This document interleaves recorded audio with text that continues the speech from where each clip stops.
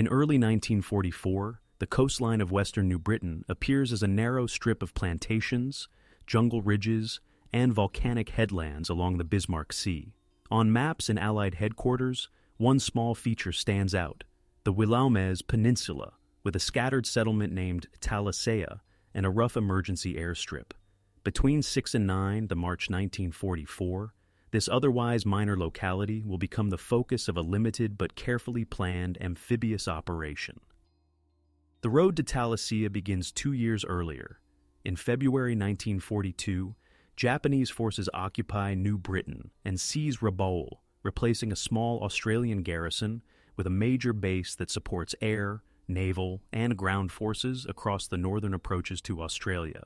Over time, the garrison on New Britain grows toward roughly 100,000 personnel, concentrated largely around Rabaul and its surrounding airfields, while the rest of the island remains only lightly held.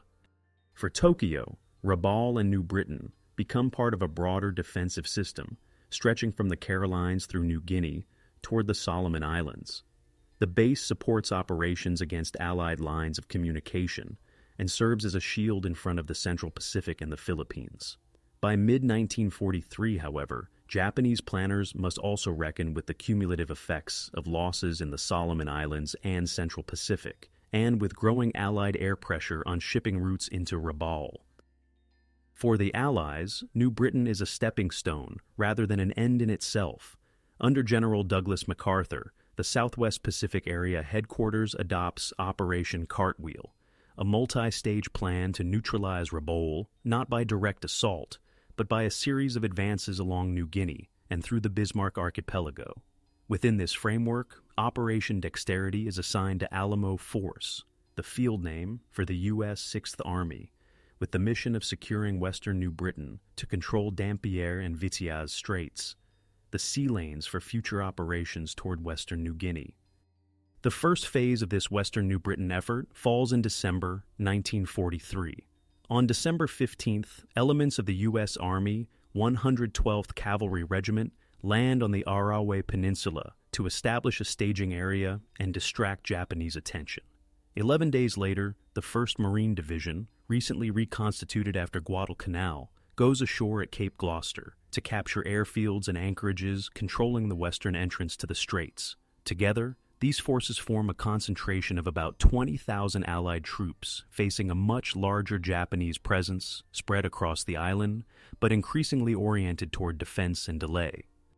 On the Japanese side, responsibility for New Britain lies within the 8th Area, Army headquartered at Rabaul. Western New Britain is held mainly by elements of the 17th Division, including the 54th Infantry and associated artillery units, which are tasked with screening movements and buying time, while the bulk of the garrison remains in the east. As Allied pressure mounts around Cape Gloucester and Allied aircraft extend their reach, Japanese commanders begin an organized withdrawal from the western tip of the island, moving eastward along the coast by barge and overland tracks. By January 1944, the Marines have secured Cape Gloucester, but find that much of the Japanese force has already slipped away. Patrols encounter abandoned positions and small rearguard groups, while aerial reconnaissance and Coast Watcher reports indicate barge traffic passing along the north coast, through inlets and coves of the Wilhelmez Peninsula. The withdrawal route appears to narrow near Talasea, where a neck of land links the peninsula to the main mass of New Britain. For Allied planners, this geography suggests an opportunity to cut across the line of retreat. At division level, the 1st Marine Division under Major General William H. Rupertus considers how to exploit this opportunity without overextending forces needed for other planned operations in New Guinea. A regimental combat team built around the 5th Marines is designated to execute a limited advance, later termed Combat Team A, with artillery from the 11th Marines, engineers from the 17th Marines, and specialized boat and shore units from the 533rd and 592nd Engineer Boat and Shore Regiments in support. Altogether, the landing force will number roughly 3,000 personnel. Intelligence estimates suggest that about 600 Japanese troops, mainly from the 54th Infantry Regiment and attached artillery, remain in the Talasea sector, acting as rear guards and local security for the withdrawal corridor. These figures are approximate and depend on intercepted communications, prisoner interrogations, and reports from Australian officers and Indigenous scouts operating along the coast. In early March, one such mixed patrol lands covertly on the Willamette Peninsula to confirm beach conditions, contact local inhabitants, and estimate Japanese dispositions before the main force commits to an amphibious assault.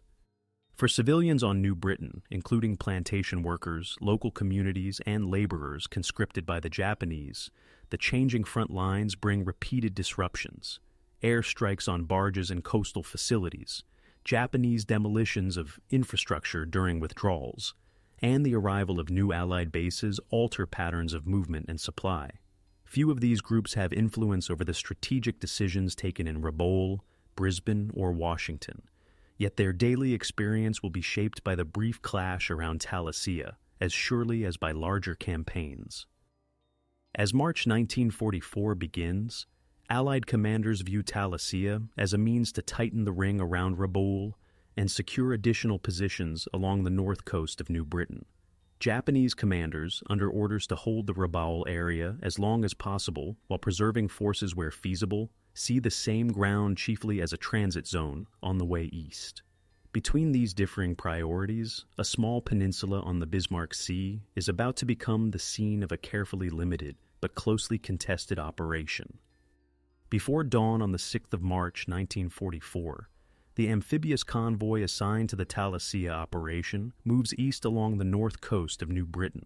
Transport ships, tank landing ships, and smaller landing craft carry the reinforced regiment of Marines, artillery detachments, medical teams, and shore engineers lifted from Cape Gloucester. Destroyers and smaller escorts steam on the flanks, prepared to provide naval gunfire if coastal batteries or concealed positions open fire as the force approaches the Willamette Peninsula.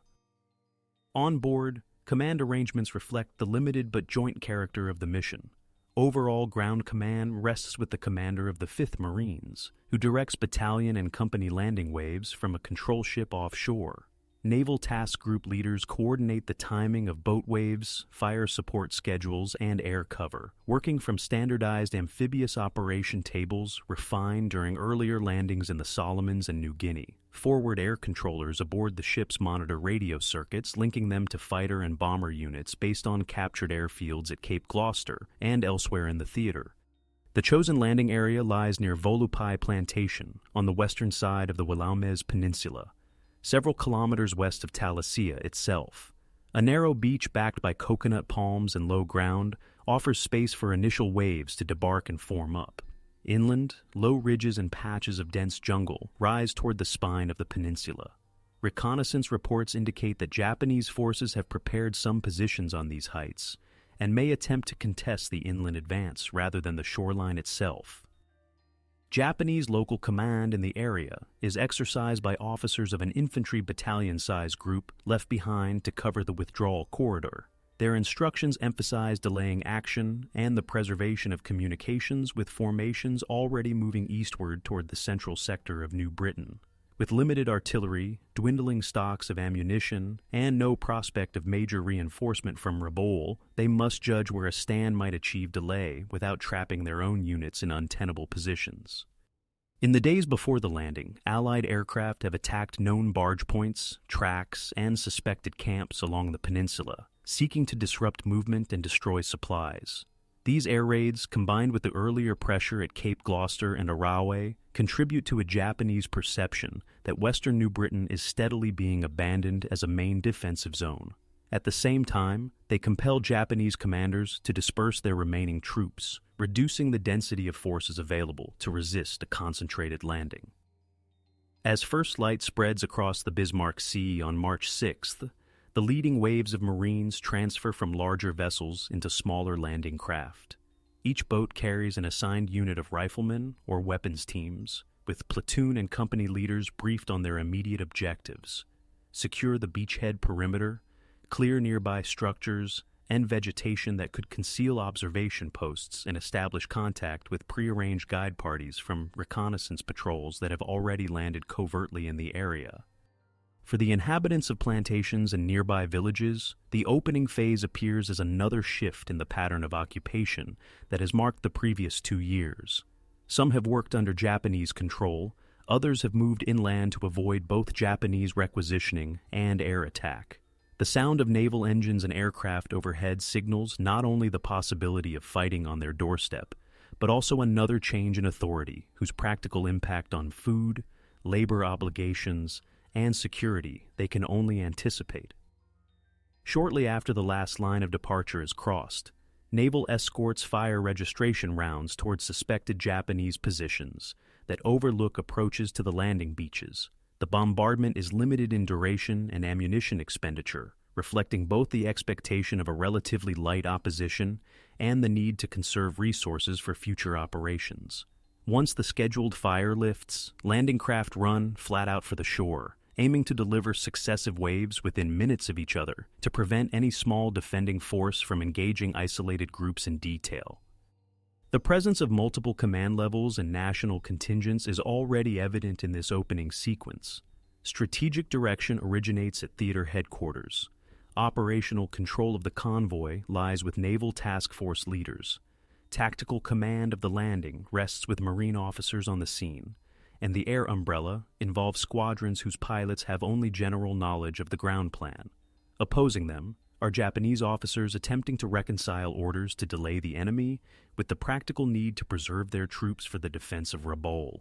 The first landings at Volapai thus open not only a new phase of the campaign on New Britain, but also a localized contest between differing assessments of how this peripheral operation fits into the wider war. Planning for the Talasea landing reflects a balance between ambition and restraint.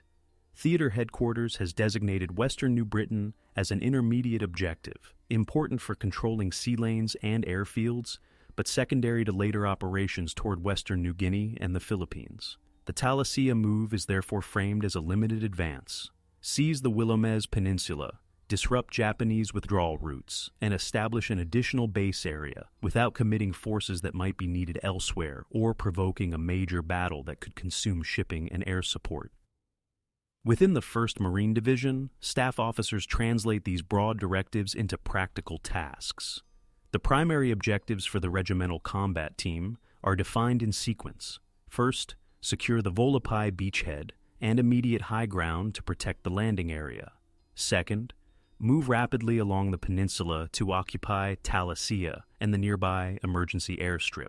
Third, push eastward to cut the coastal tracks and inland paths used by Japanese units retreating from the Cape Gloucester sector, while avoiding pursuit so deep that the Marines lose their logistic connection to the coast. Logistical planning is detailed despite the operation's limited scale. Supply officers calculate the tonnage of rations, ammunition, medical supplies, and engineer equipment required for a force of roughly 3,000 personnel operating for several days, with only what can be brought ashore across a lightly developed coast.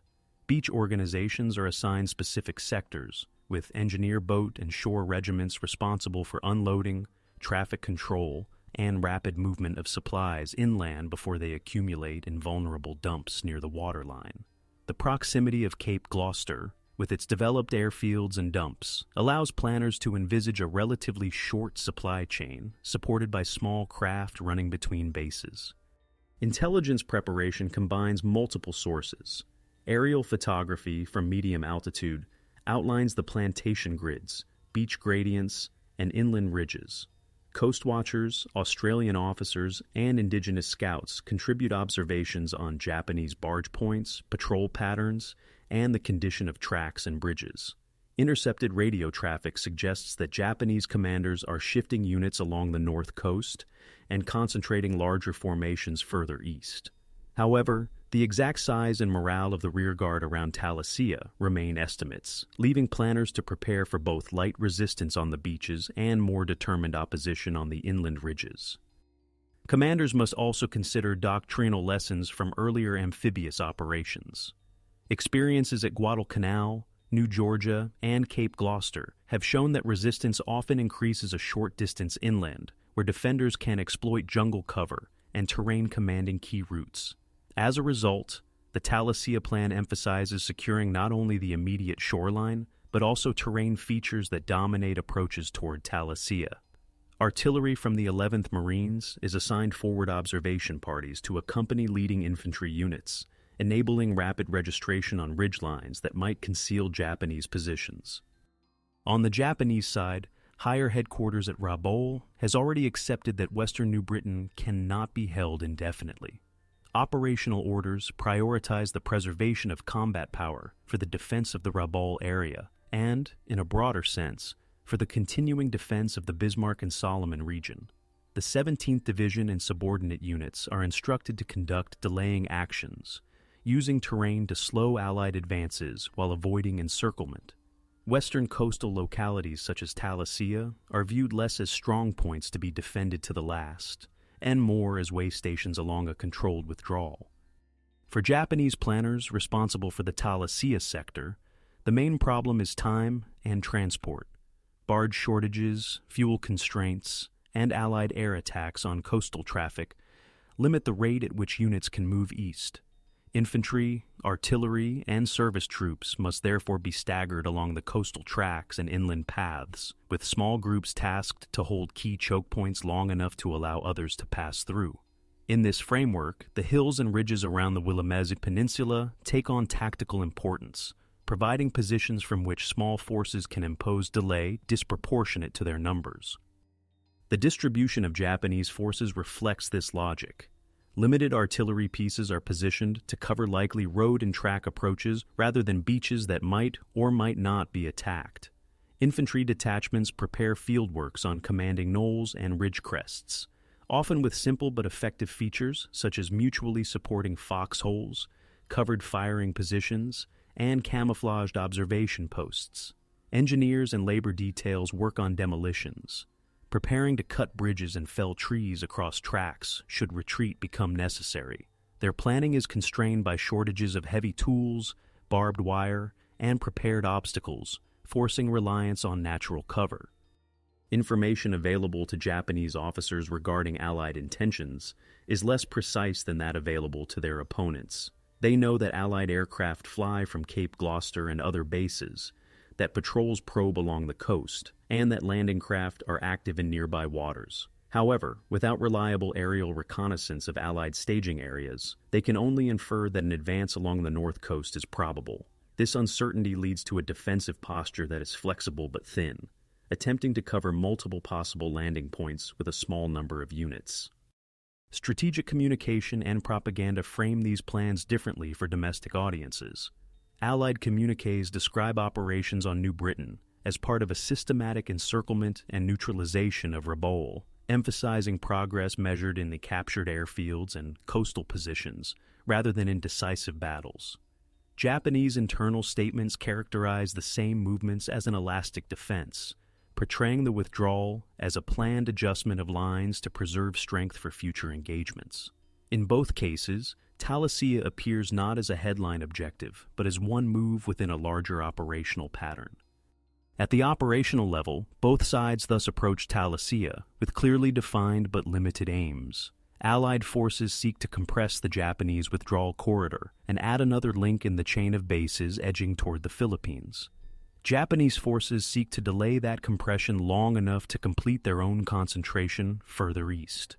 The plans prepared in early March 1944 express these intentions in practical terms: landing tables, ammunition forecasts, march schedules, and demolitions plans, all oriented toward a short but significant engagement on a narrow peninsula. Shortly after sunrise on the 6th of March 1944, the small convoy of landing craft forms up off Volapai Plantation. A scheduled pre-landing airstrike fails to appear, forcing the naval and ground commanders to adjust fire plans. Tanks loaded in some of the craft elevate their guns and fire toward suspected positions behind the tree line as the first assault waves turn toward the beach.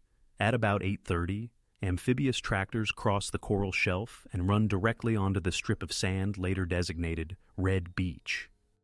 The first ashore are companies of the 1st Battalion, 5th Marines. They step out into shallow surf under scattered rifle and light mortar fire from a small Japanese detachment covering the approaches to the plantation. The volume and accuracy of fire indicate a platoon-sized force rather than a full battalion. Marines move across the open sand in dispersed order, using the slight swell of the beach and coconut tree trunks as partial cover, while machine gun sections set up to provide suppressive fire toward the fringe of vegetation. Casualties in this initial phase remain limited. As more waves land, the battalion expands its perimeter inland. Patrols push quickly into the plantation grid, where lines of palms and undergrowth create alternating lanes of visibility and concealment. The rear guard of the Japanese 54th Infantry Regiment has prepared basic firing positions among root mounds and drainage ditches, but lacks heavy weapons. After brief exchanges, several of these groups withdraw toward higher ground, leaving behind dead and wounded whose equipment provides the first direct confirmation of unit identity. 4 Sherman tanks manage to get ashore, although one becomes bogged near the waterline and must be left temporarily. The remaining 3 advance along a rough track leading toward the interior of the plantation, with infantry from Company E moving on either side. When a Japanese machine gun opens from a concealed position, one tank's main gun and coaxial weapon engage at close range, and the position falls silent. Shortly afterward, Japanese infantry attempt to close with a tank to place magnetic charges. One succeeds in attaching a mine, disabling the vehicle but dying in the attempt. The crew evacuates to cover, while the other tanks continue forward. By late morning, the 1st Battalion has secured the immediate plantation area, but has not yet fully cleared the edges of the swamp and the low ridges overlooking Red Beach. This incomplete clearance complicates the landing of follow-up echelons. Nevertheless, advanced elements of the 2nd Battalion begin to pass through 1st Battalion's lines around 1100 hours, moving inland along the main track toward Little Mount Worry and the villages that lie between Volapai and Talasea. Throughout the day, artillery observers from the 11th Marines establish observation posts in the plantation and on small rises near the beach, registering fire on potential choke points further east. Communications are maintained by field telephone where cable can be laid, and by radio elsewhere, linking forward observers to batteries still close to the shore. Fire missions are limited in number because of ammunition carried in by sea and the uncertainty about precise Japanese locations, but the presence of artillery alters Japanese movement options on the tracks. For Japanese soldiers in the Talasea rearguard, the events of March 6th represent confirmation that the Allied advance along the north coast has reached the Willamette Peninsula. Those positioned near Volupai experience the combined pressure of infantry, tanks, and occasional artillery, while others further east receive fragmentary reports via runners and field telephones. Local commanders must decide whether to commit more men to delaying actions near the plantation, or to preserve their strength for defensive efforts closer to Talasea and the airstrip. Civilians in and around Volapai witness rapid changes within a single day. Some plantation buildings are damaged by shell fire or abandoned during the fighting. Individuals who had previously worked under Japanese direction now encounter Marine patrols. Others remain in nearby bush settlements, observing from a distance until it becomes clear how control of the area will be reorganized. For these groups, the tactical details of battalion boundaries and company objectives translate into immediate concerns about security, food stores, and the risk of being caught between dispersed Japanese parties and advancing Allied patrols. By nightfall on March 6th, Marine units dig in around the southwest edge of the plantation and along the lower slopes leading toward Mount Schleuther, establishing interlocking fields of fire and registering defensive artillery concentrations. The Japanese detachment that has opposed them has been pushed back but not destroyed. Further east, along tracks and ridges still held by the 54th Infantry and supporting elements, preparations continue for renewed contact as the Allied advance pushes toward Bitokara and Talasea on the following day. On the morning of March 7th, the tempo of the Talasea operation increases. With the Volapai beachhead reasonably secure, the Marine Command Group orders the advance toward Bitokara Mission and the heights that dominate the interior of the Willamette Peninsula. Companies from the 2nd Battalion, 5th Marines move out along the main track through plantations and secondary jungle, while elements of the 1st Battalion continue to clear remaining pockets around the landing area and protect the supply installations near Red Beach. The geography of the peninsula now becomes a central factor. The coastal strip narrows, and the ground rises into low but steep ridges such as Little Mount Worry and the slopes leading toward Mount Schleuther. Swampy areas flank the tracks in places, restricting movement to narrow corridors where any prepared position can delay a column. The high humidity and heat add to physical strain. Marines carry full loads of ammunition, rations, and personal equipment, knowing that resupply depends on small craft and hand-carried loads from the beach. Japanese forces use this terrain to intensify their delaying actions. Small parties from the 54th Infantry occupy ridge crests and knolls overlooking the tracks, with fields of fire cut through the vegetation. Their aim is not to hold large continuous lines, but to force the advancing troops to deploy repeatedly, lose momentum, and expend time and ammunition. A typical engagement begins with rifle and light machine gun bursts from concealed positions, sometimes accompanied by mortar rounds pre-registered on likely assembly areas. After a short fight, the defenders withdraw along side paths prepared in advance, leaving booby traps or demolitions to slow pursuit. For the Marines, this pattern produces a series of local crises rather than a single large battle. Platoon and company commanders must decide how much time to spend outflanking each point of resistance versus pressing ahead to maintain the schedule for reaching Talasea. Artillery support is available, but constrained by the need to move guns forward from the beach and by limited observation in dense vegetation. Forward observers accompany the leading elements, calling for fire on ridges and suspected assembly areas, but each mission requires careful adjustment to avoid hitting friendly troops moving along the same narrow corridors.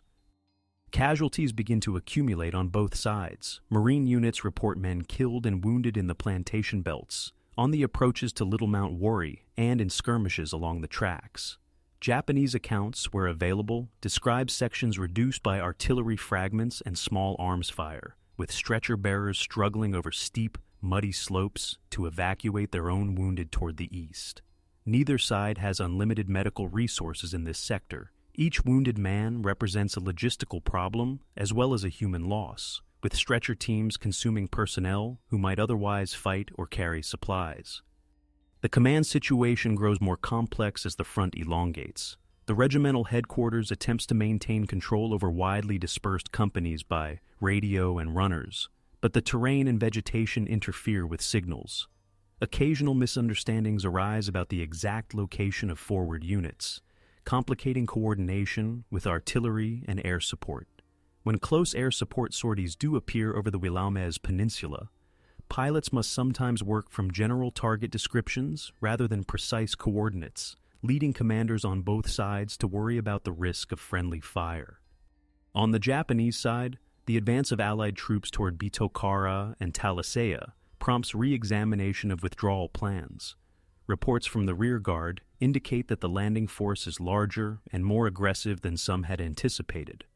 Local commanders request permission to conduct stronger delaying actions on the ridgeline west of Talasea, arguing that without such efforts, the Allied column might cut across the main coastal track and isolate units still moving from the Cape Gloucester area. Higher headquarters weighs these requests against the risk that additional troops committed to the Willamette Peninsula might be unable to disengage in time to join the main defensive concentration nearer Rabaul. Weather and sea conditions during this period complicate reinforcement and evacuation for both sides. Short tropical downpours turn sections of track into mud and slow barge traffic along the coast. For the Marines, rougher seas mean that some scheduled resupply runs from Cape Gloucester are delayed or arrive with reduced loads, forcing field units to ration mortar ammunition and specialist items. For the Japanese, exposed barge movements along the north coast remain vulnerable to Allied aircraft based at Cape Gloucester and other airfields. Some barges carrying supplies or personnel are destroyed before reaching their intended landing points.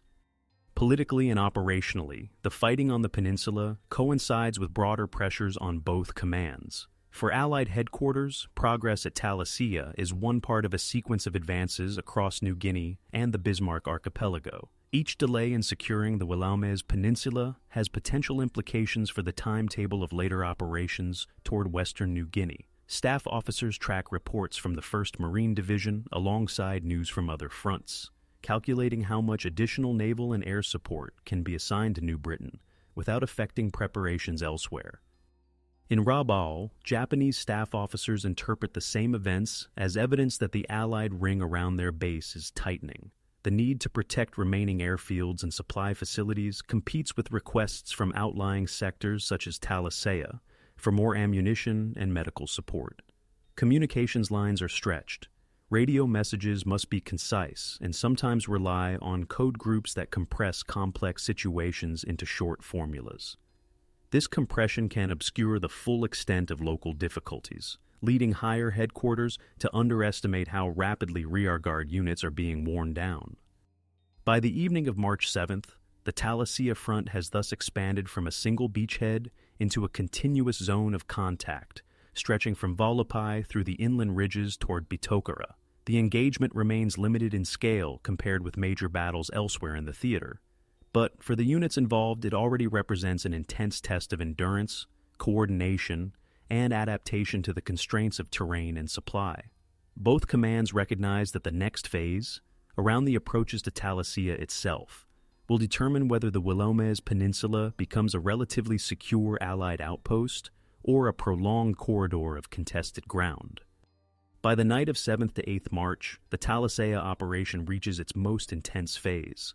Along the ridges and tracks between Volapai, Bitokara, and Talasea, forward Marine companies and Japanese rearguard detachments face each other at short distances. Throughout the hours of darkness, artillery and mortars from both sides fire intermittently, probing suspected assembly areas and testing reactions. Japanese commanders in the sector concentrate several hundred men along the high ground near Mount Schleuther and the approaches to Talasea, while Marine battalions redistribute their companies to prepare for renewed advances at first light. At dawn on 8th March, the 2nd Battalion, 5th Marines, resumes its push along the Bitokara track. A preliminary attack by Company F, supported by 37mm anti-tank guns and mortar fire, encounters little immediate response, and patrols moving forward find a dozen Japanese dead in vacated positions, evidence of a night withdrawal from the immediate front. When the battalion moves closer to Bitokara mission, however, Japanese forces reappear on the slopes of Mount Schleuther and adjacent heights, opening sustained fire from rifles, machine guns, and mortars onto the Marines moving in the valley and along the track. The battalion reacts by establishing a coordinated base of fire. Company E positions its weapons to engage visible muzzle flashes in suspected positions on the ridge, while artillery observers call for concentrations from batteries in place near Red Beach. Under this covering fire, Company F maneuvers to a flank position from which it can deliver fire onto Japanese troops attempting to move westward along the crest in order to threaten the Marines' line of advance. When the Japanese column appears in the open on parts of the slope, combined small arms and supporting weapons, fire inflicts heavy losses. Later, counts record about 40 Japanese dead in this engagement alone. Despite these local successes, the ground remains costly. An attempt by elements of the 2nd Battalion to seize the peak of Mount Schleuther fails when defenders use pre-sighted positions to bring down concentrated fire on climbing Marines. The attacking company is forced to withdraw with 18 casualties, highlighting the difficulty of dislodging even relatively small groups from prepared positions on dominating terrain. For the day's operations, Marine reports record growing totals of killed and wounded that will eventually contribute to an overall figure of 17 dead and 114 wounded in the Talasea fighting.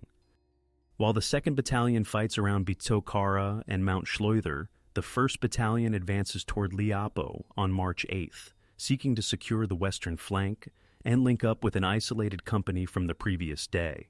Guided by a local inhabitant wearing items of Japanese clothing, one Marine element mistakes the guide for an enemy soldier in the dense undergrowth and opens fire, causing a brief friendly fire incident before the situation is clarified. The episode illustrates how reliance on local guides, essential for navigation and liaison with villages, can interact with stress and limited visibility to produce additional risks. Farther east, scouts report that the emergency landing strip at Talasea itself appears unoccupied. Acting on this information, The Marine Command detaches Company F to move quickly and secure the airstrip, even though main battalion forces remain engaged around Bitokara. The company occupies the landing ground and establishes a perimeter, spending the night of 8th to 9th March there, while the rest of the 2nd Battalion consolidates at Bitokara. This disposition reflects a deliberate choice. Accept the temporary isolation of a single company in order to control the airstrip that has been one of the operation's primary objectives since planning began. On the Japanese side, staff officers of the 17th Division evaluate reports from the Wilhelmez Peninsula and from formations still withdrawing from Cape Gloucester. The local grouping, known as Terranuma Force, and numbering roughly 596 men at the outset, has already suffered losses in earlier engagements. Once it becomes clear that the Marines have reached both Bitokara and the Talasea Strip, Divisional Headquarters orders a general withdrawal southward toward Gorilli and Bola, leaving behind a rearguard of about 100 soldiers to delay Allied movement on March 9th. These orders mark the culmination of the original plan to use the area only as a corridor, not as a final defensive line. For civilians in settlements such as Bitokara, Liapo, and Waru, the events of 8th March compress into rapid transitions. Some villagers have already left traditional sites to avoid air raids and earlier Japanese requisitions. Others remain and are approached in turn by patrols from each side, seeking guides and information about tracks, water sources, and possible Japanese positions. The use of local guides by both forces places these individuals in a complex position, exposed to suspicion if discovered by the opposing side and vulnerable to misidentification amid close-quarter combat, as the Liapo incident demonstrates. By nightfall on March 8th, contact lines run in a rough arc from Liapo through Bitokara to positions near Talasea. The Marines hold the landing beach, the main track, the mission area, and the emergency airstrip, while Japanese units retain portions of the higher ground to the south and reconfigure their main body for withdrawal. In terms of terrain and objectives, the engagement has reached its peak. Both sides deploy the bulk of the forces available in this sector, and the outcome will determine whether the Wilhelmez Peninsula becomes a consolidated Allied base or remains a contested passage in the continuing movement toward Rabaul. During the night of 8th to 9th March, both forces adapt to the changing situation on the Wilhelmez Peninsula. The Marines, now holding Volopai, Bitokara, and the Talasea airstrip, reorganize their battalions into more flexible task groups. Companies are thinned on quieter sectors to reinforce patrols probing south toward reported Japanese assembly areas. Command posts move forward from the beachhead into the plantation belt to shorten communication lines, and additional wire is laid to connect artillery batteries with new observation posts on captured rises. Engineers and shore parties adjust their methods to sustain the advance. Having discovered that some sections of the original tracks cannot bear repeated vehicle traffic, they divert supplies to hand-carried routes and small craft landings closer to the forward areas. Bulldozers and Pioneer tools are used selectively on key stretches of road, while other paths remain narrow to avoid broadcasting routes to Japanese observers.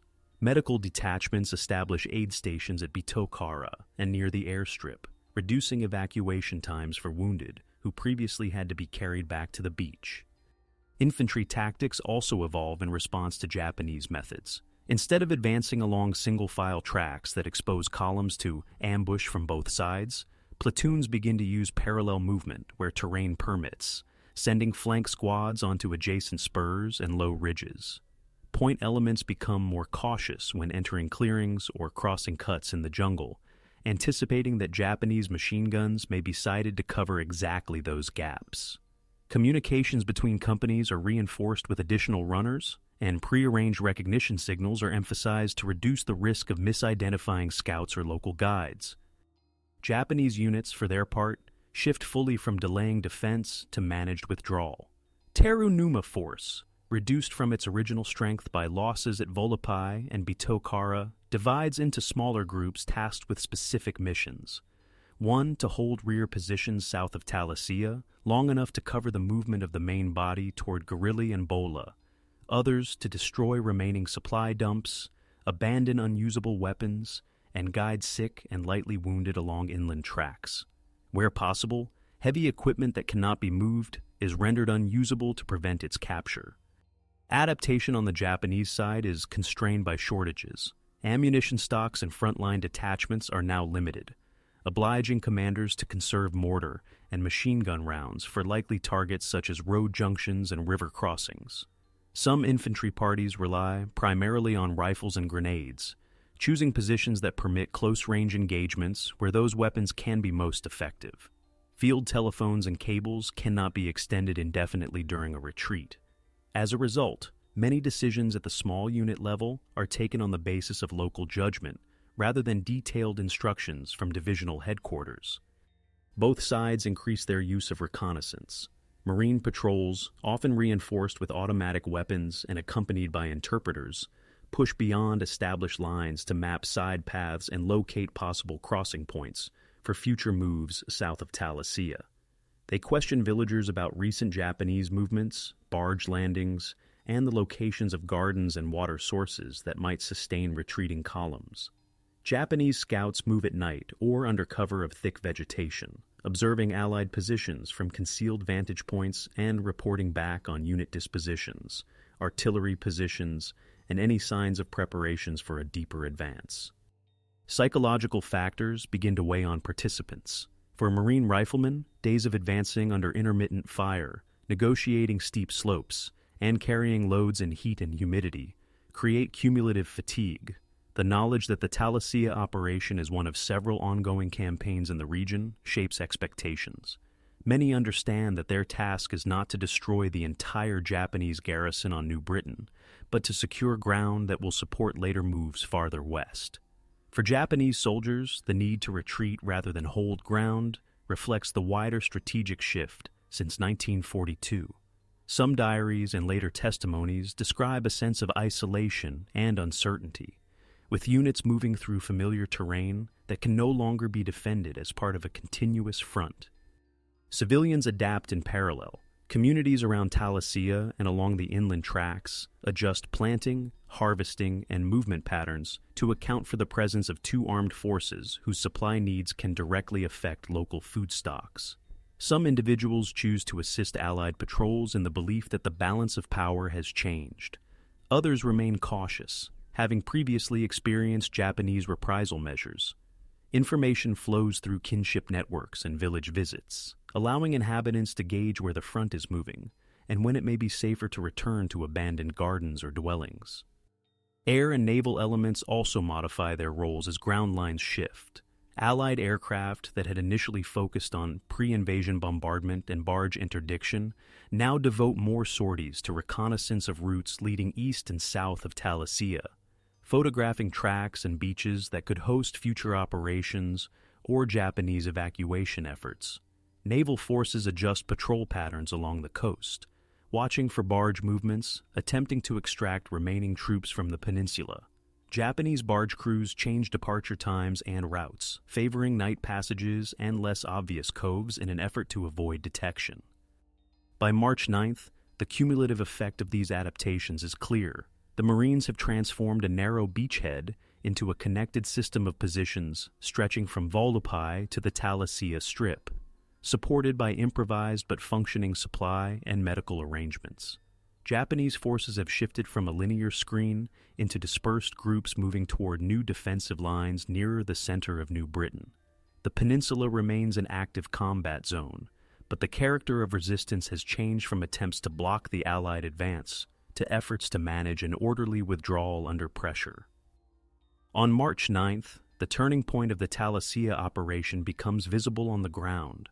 At first light, Marine patrols push beyond the airstrip and Bitokara, moving toward the south and southeast along narrow tracks that lead into the interior of the Willamette Peninsula. Instead of encountering continuous fire, they find scattered foxholes, abandoned positions, and small groups of Japanese soldiers covering junctions and creek crossings. The pattern suggests that the main body of the Japanese force has already begun to withdraw. In several locations, the rearguard of about 100 Japanese soldiers still attempts to impose delay. Near one small stream, a Marine platoon advancing along the bank comes under accurate rifle and light machine gun fire from a concealed position on slightly higher ground. The engagement lasts less than an hour but produces casualties on both sides before the defenders slip away along prearranged paths. Similar skirmishes occur on other tracks, each one forcing the Marines to deploy, return fire, and clear the flanks before continuing. These actions represent the last organized effort of Terra Numa Force to control movement on the peninsula. Having already lost a significant fraction of its original 596 men in engagements at Volapai, Bito Kara, and Mount Schleuther, the group cannot sustain further close combat without risking encirclement.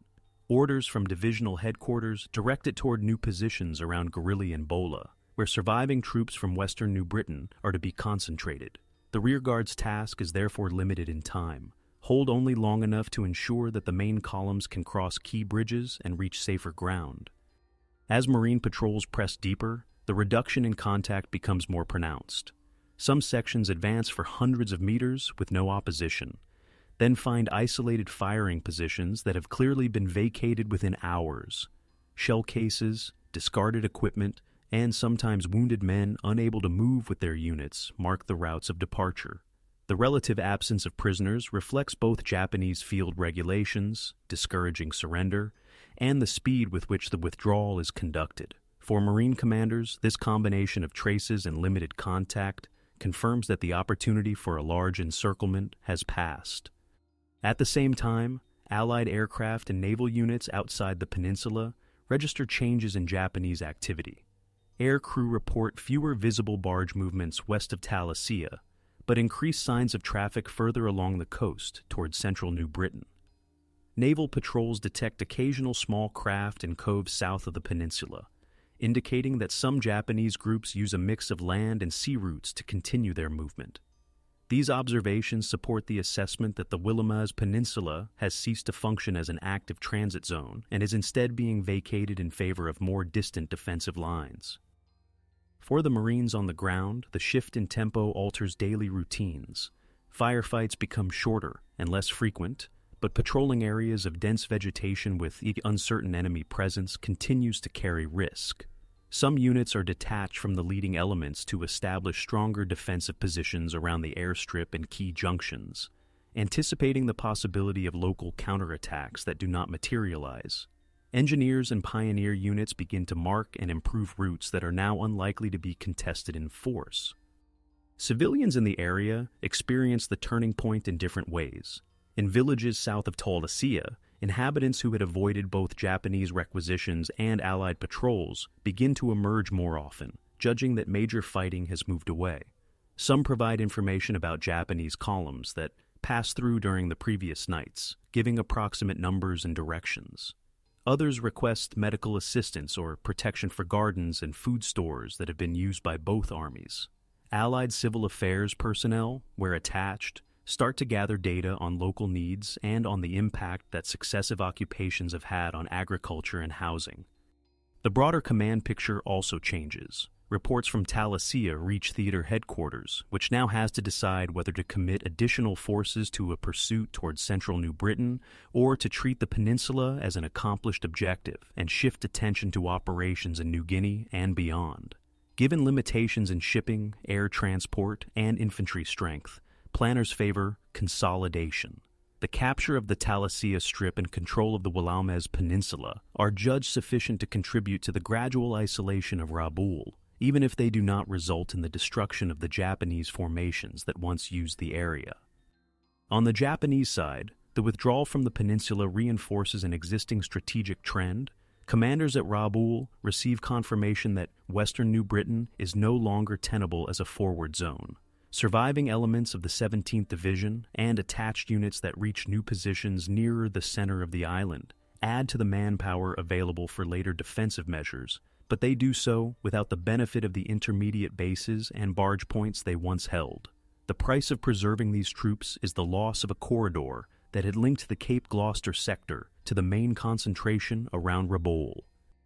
By the end of March 9th, the turning point has thus been reached. The Marines have secured their primary objectives on the Willemaz Peninsula, including the airstrip and the main coastal approaches.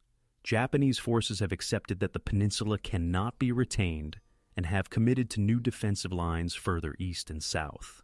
Combat has not entirely ceased, but the character of the engagement has shifted decisively. From a contest for control of key terrain to a process of withdrawal and consolidation, whose consequences will shape the next stages of the New Britain and Rabaul campaigns. By 10 March 1944, the character of the fighting on the Willamette Peninsula has changed decisively. Marine patrols pushing beyond the Talasea Strip report only sporadic contact, isolated shots from concealed positions, brief exchanges at track junctions, and the discovery of abandoned foxholes. The continuous line of engagement that had run from Volapai through Bitokara to the airfield dissolves into a pattern of small clashes and sightings of distant figures moving away through the trees. For the ground units involved, this marks the practical end of large-scale combat on the peninsula. Japanese forces complete their withdrawal in stages. Surviving elements of Terunuma force move south and east toward Gorilli and Bola, often in small groups guided by non-commissioned officers familiar with the inland tracks. Wounded who can walk are folded into columns. Those too badly injured to move are sometimes left with limited supplies and instructions, or carried for as long as the terrain allows, before commanders must decide between abandoning them and risking the delay of entire groups. Weapons that cannot be transported, damaged guns, heavy machine guns without ammunition, mortars without base plates, are disabled and concealed to prevent capture. For the Marines, the immediate aftermath consists of securing the ground they have taken. Company and battalion commanders receive orders to establish a stable defensive layout, linking Volapai, Bitokara, and Talasea with outposts on key ridges and road junctions. Patrols are reassigned from probing attacks to systematic mopping-up sweeps, checking suspected hideouts, verifying that former Japanese positions are empty, and recovering documents or equipment. Engineer units move forward to neutralize booby traps, demolish unused bunkers, and clear vegetation that obstructs fields of fire around new positions. Casualty evacuation continues even as contact declines. Forward aid stations at Bitokara and near the airstrip treat wounded from the preceding days, stabilizing those with serious injuries for transport to rear medical facilities. When the Talasea Strip is judged serviceable, transport aircraft begin to land, allowing the most critical cases to be flown out rather than carried back by stretcher to the beaches. Those with lighter wounds remain in field hospitals established near the coast, where medical staff treat battle injuries alongside endemic diseases such as malaria and tropical infections that have affected personnel on both sides throughout the campaign. Japanese dead remain scattered along tracks, in foxholes, and around former defensive positions. Marine burial parties, sometimes assisted by labor details drawn from local communities, inter bodies where they are found, often after attempting to collect identification items for intelligence purposes. Only a limited number of Japanese prisoners are taken. Most captured individuals are wounded or separated from their units. Their interrogation provides further details on unit composition, withdrawal routes, and the scale of Japanese losses, supplementing estimates based on observation and battlefield counts. Civilians face the task of adjusting to a new military presence. Plantation areas around Volapai and Talasea have suffered damage from shell fire, small arms engagements, and the movement of troops and vehicles. Some buildings stand empty. Others have been used as temporary command posts or medical facilities. Allied civil affairs officers and liaison personnel begin to assess local conditions, availability of food, condition of housing, prevalence of disease, and the impact of previous Japanese requisitions. In some cases, villagers are employed as laborers, guides, or carriers, receiving rations and limited pay in exchange for work that supports the establishment of the new base. Logistics patterns shift from short-term assault support to longer-term maintenance.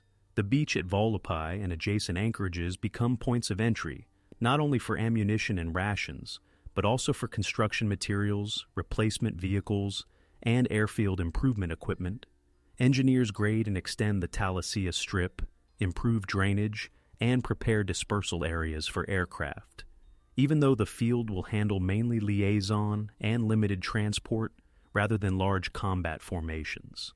Defensive positions around the airstrip are reinforced with additional machine gun and anti-aircraft emplacements, anticipating the possibility of air raids or small-scale counterthrusts that ultimately do not occur. Operationally, reports from the 1st Marine Division summarize the Talasea action in terms of objectives and costs. The division notes that the Willamette Peninsula has been secured, that the Japanese withdrawal route from Cape Gloucester has been interrupted, and that an additional airstrip and coastal positions are now in Allied hands. Marine casualties are recorded as 17 killed and 114 wounded over the course of the operation, while estimates of Japanese dead, based on battlefield counts and intelligence, run into several hundred. These figures underscore the limited but tangible scale of the engagement when set against larger operations occurring simultaneously elsewhere in the Pacific. At higher headquarters, the outcome influences future planning. The capture of Talasea is factored into the broader effort to neutralize Rabaul by controlling surrounding air and sea approaches rather than by direct assault. With the Willamette Peninsula in Allied hands, attention can increasingly shift to operations along the New Guinea coast and toward the Western Pacific. The 1st Marine Division, having completed its tasks at Cape Gloucester and Talasea, prepares for eventual redeployment, while Army units and other formations take on garrison and patrol duties on New Britain. For Japanese commanders at Rabaul, the withdrawal from Talasea confirms an ongoing contraction of their defensive perimeter. Reports indicate that most of the force assigned to western New Britain has managed to reach new positions, but without the intermediate bases and barge points they formerly occupied. The result is a concentration of men in a smaller area with reduced freedom of movement and greater susceptibility to Allied air attack. In staff assessments, the loss of the peninsula is acknowledged as part of the price paid to preserve combat troops for later stages of the defense. By late March 1944, the immediate aftermath of the Talasea operation is visible in the relative quiet of the peninsula. Marine patrols still move through the surrounding jungle, occasionally encountering isolated Japanese soldiers or small groups who have become separated from the main body and attempt to move eastward. Civilians begin to re-establish gardens and repair dwellings under the oversight of newly arrived administrators. The front line, however, has shifted away from Talasea, leaving the area as a rearward base and support point in a campaign that is already moving on toward the next set of objectives in the New Britain and Bismarck region.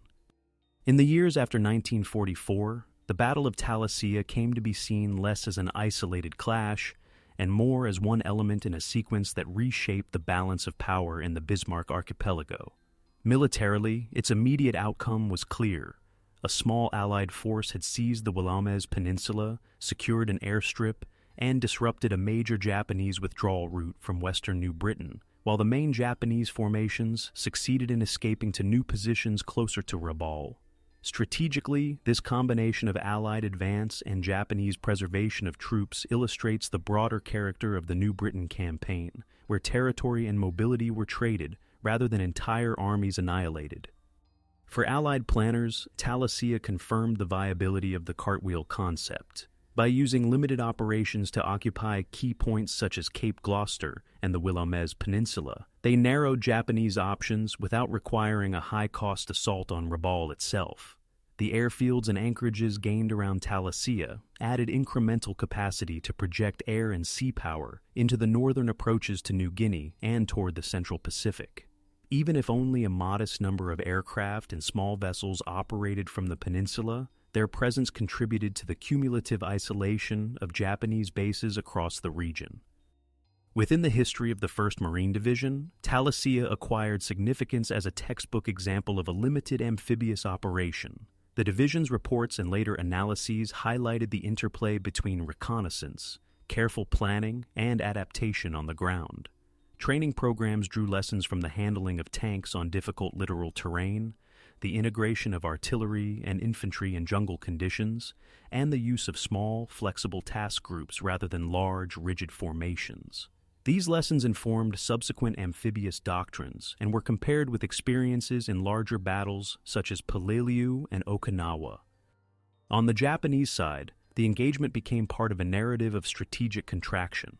The decision to abandon western New Britain and to use Talasea as a corridor rather than a fortress reflected a shift in priorities. preserving trained soldiers for the defense of Rabaul, and, more broadly, for later operations in the Central and Western Pacific. In post-war evaluations, Japanese officers noted that, while troops were saved, the loss of forward bases like Talasea reduced their ability to contest Allied control of sea routes and airspace. The peninsula thus symbolized a recurring dilemma, whether to hold ground at high cost or to withdraw and accept a tighter but less flexible defensive perimeter. For local communities on New Britain, the legacy was immediate and long-lasting. The succession of occupations, evacuations, and forced labor requirements during Japanese control, followed by the establishment of Allied bases, disrupted traditional economic patterns and social structures. Land used for plantations and airfields, including the Talasea Strip, did not always return quickly to pre-war uses. Some inhabitants benefited from access to Allied medical care or employment as laborers and guides. Others experienced loss of land, changes in authority structures, and the long process of rebuilding homes and gardens in areas that had been contested. Economically, the fighting around Talasea formed part of a broader interruption of colonial plantation systems across New Britain. Damage to infrastructure, loss of skilled labor, and uncertainty about future governance slowed the reestablishment of pre-war export production. In the longer term, the presence of war graves, abandoned equipment, and altered transport routes affected patterns of settlement and movement. The peninsula's geography, once mainly of local concern, became part of a wider historical map used by veterans, researchers, and administrators. In historical writing, Talasea occupies a modest place compared with larger operations in the Pacific. Many general histories mention it briefly as a follow-on action to Cape Gloucester, or as a step in the isolation of Rabaul. More specialized studies, however, use it as a case study to examine how both sides manage limited resources on a secondary front. These works compare casualty figures, unit strengths, and logistical efforts, emphasizing that even relatively small engagements require detailed coordination of infantry, artillery, engineers, air support, and naval forces. The memory of the battle has also developed through veterans' accounts and local commemorations. Participants from Marine units, Army engineer regiments, and supporting air and naval formations have contributed oral histories and memoirs describing their experiences of the landing, the inland advance, and the interactions with local inhabitants. Japanese veterans have provided perspectives on the withdrawal, the challenges of fighting, delaying actions with constrained supplies, and the psychological impact of relocating repeatedly toward an increasingly confined defensive zone. In some locations near former battlefields, modest memorials or marked grave sites acknowledge the presence of both forces. From a broader analytical perspective, Talasea illustrates how campaigns are shaped by interactions between high-level strategy and local conditions. Allied decision-makers frame the operation as one move in a campaign to neutralize a major enemy base. Japanese commanders treated the same ground as a temporary corridor. Soldiers and civilians encountered it as a landscape of plantations, ridges, and villages whose control shifted within days. The outcome did not decisively alter the overall trajectory of the war, but it contributed to a cumulative pattern of Allied advance and Japanese contraction. In this sense, the Battle of Talasea occupies a specific but instructive place in the history of the Pacific War. It shows how relatively small formations could influence operational lines of communication, how both sides adapted their tactics to terrain and supply constraints, and how local populations navigated successive occupations.